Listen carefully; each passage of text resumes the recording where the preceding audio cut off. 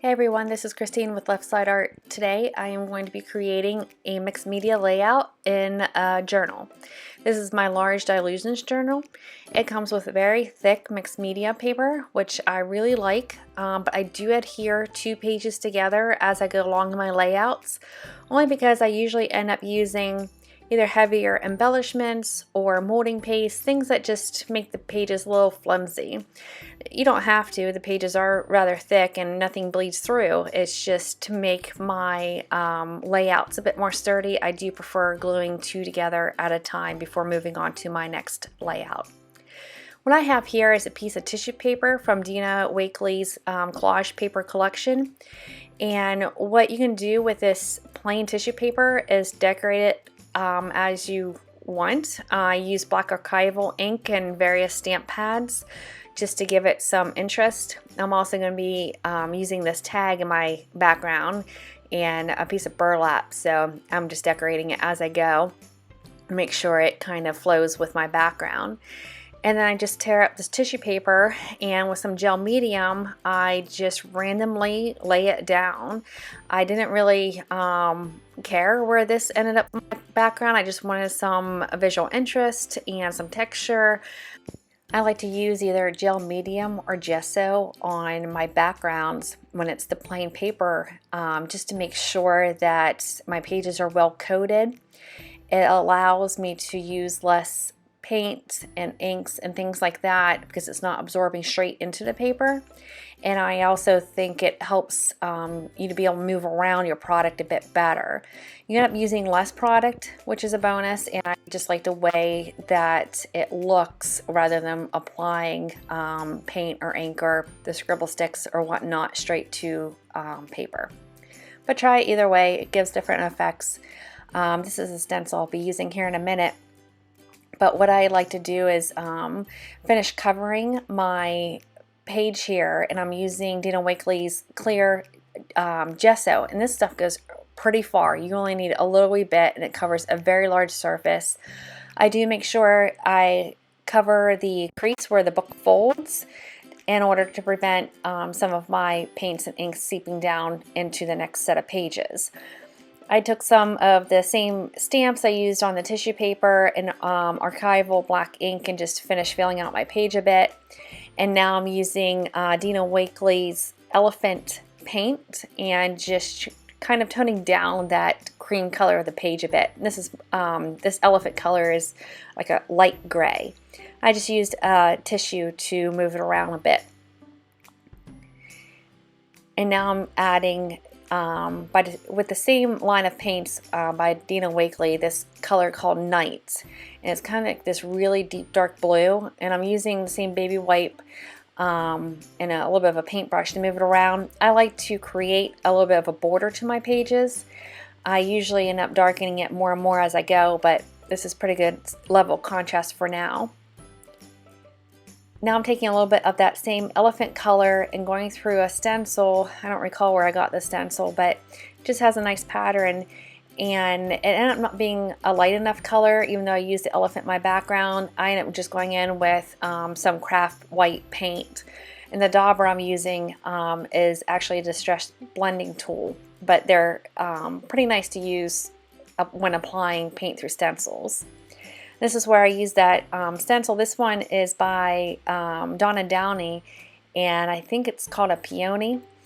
And I'm using a little bit of light molding paste with a spatula, or excuse me, a palette knife, and just applying a thin layer so I get a little bit of dimension. The main portion of the flower is on the bottom left, and I'm just adding a little bit of this flower randomly across my page just to, you know, kind of help fill it out and make sure my background has a bit of a cohesive feel.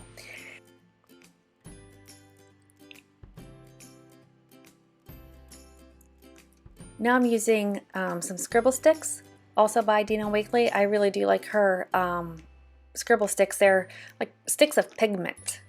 They have some really nice colors in 2 different sets.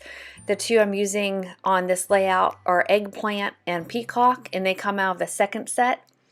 This eggplant, when I first picked out my color palette that I wanted to use for this layout that you might have seen at the very beginning of this video, I thought this eggplant was going to come out a lot darker than it did, but it came out a little bit of a pinkish purple, and that's fine. I ended up working with it, but just ignore that original color palette I had laid out in the beginning.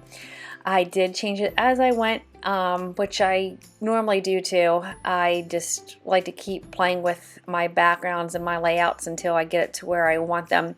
I usually don't have too much of a plan going into these, other than I have a general idea of some of the more main products I wanted to use, like this peony stencil and the tissue paper for the background and the tag that I'll add later.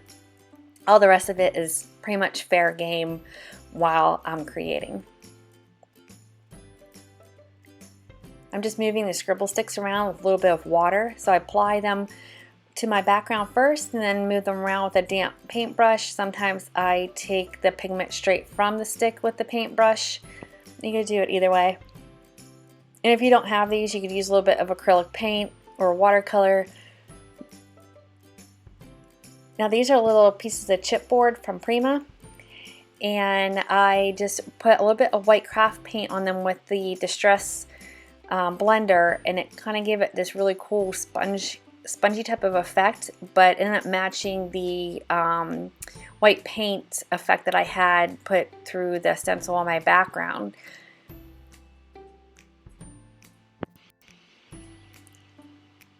This is the stencil I was referring to just now, and I added some to my tag again just to make sure that whatever I'm incorporating into my background, I'm also incorporating onto this tag. You don't have to. You can definitely use just something that's complementary, but I was also adding some of the scribble sticks around the border here. Just like my main layout, I like to give my items a bit of a border. Now this tag, I did not put clear gesso or anything on it, and the scribble sticks and the paint and the archival ink still took to the tag just fine. So like I said, it's all optional. Just play with it and see what you end up liking. Now to give everything a bit more of a distressed look, these little pieces of chipboard and the tag and eventually the background page, I used Tim Holtz Distress ink called Walnut Stain with a little finger dauber. You could have also used the Distress blender with this as well to get the same type of effect. Or if you don't have that ink pad, you could have used like a brown scribble stick or the big pit brush markers. And many things could give you the same type of effect. And this is where I'm just kind of playing around with my layout.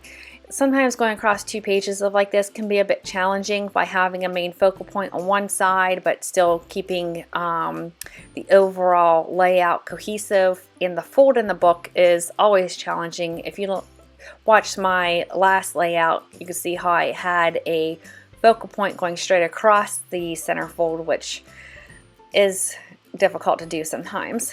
Now I'm just gluing everything down, and when I have heavier objects like those wood embellishments or the wood chip embellishments, I do use Eileen's tacky glue.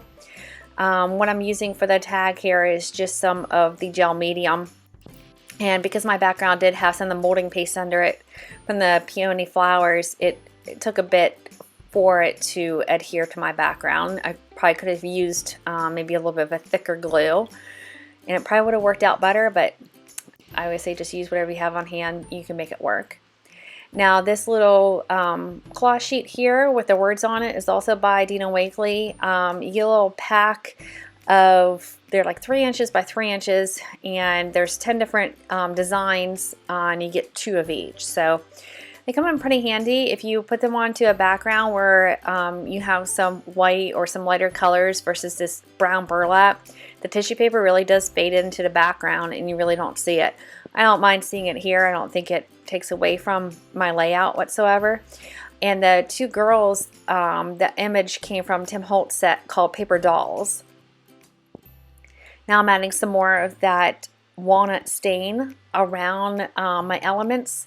And I kept darkening and then kept lightening my highlights, kept darkening my shadows, and playing with this quite a bit.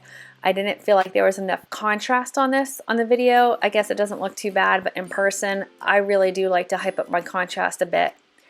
I'm taking a micron pen here and outlining the girls. Again, just creating a bit more of a contrast and really trying to make them pop. This is a big pit brush pen that I have, marker, and it was running a bit dry, so I really had to apply it a lot in order to get it to show up. And it was kind of acting more like a dark gray than a black. So if yours is new out of the package, don't try doing this or you would have an extremely dark background. Be careful with it. It does get very dark.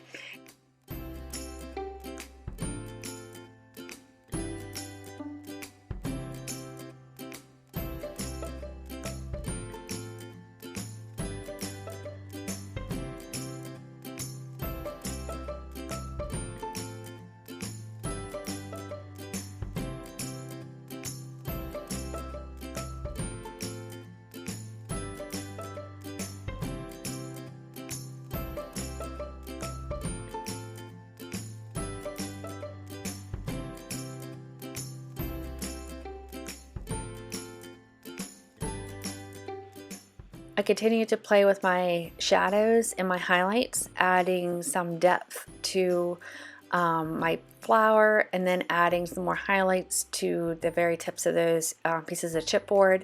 And now I'm adding some splashes with some white paint and my splatter brush. I'm going through and adding a bit more color to this. This is the turquoise color of the Dina Weekly media bottles.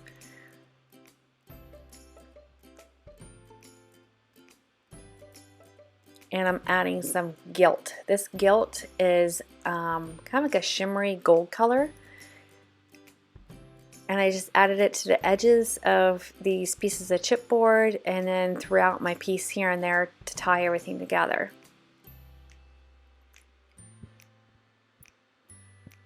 I like to have a little bit of a distressed look, where if you don't like this distressed look, then don't use so much of the walnut stain and stick to a bit more livelier colors, and you can get a completely different effect using the same type of colors and layout that I have here. This blue is it's a cobalt blue out of the Pitt Artist Pen big brush set, and I was just trying to hype up the contrast here and there. And then with the pink, I got this from the Dylusions ink sprays called Bubblegum Pink. And I just felt like my flowers needed to pop a bit more. I felt like they were getting kind of lost in the background a little too much. I'm taking a brown out of that same Pitt brush pen set and just, again, deepening my shadows and playing with the colors here and there. And if you haven't already, go over to my website. There's a link below in the description where you can get a free download of this layout with the month and year imaged on top of it to be used for your computer, tablet, or phone. And if you want to stay up to date with getting one of these each month, you can also join my newsletter and I'll email it straight to your inbox. I hope you've enjoyed this and I'll catch you next time.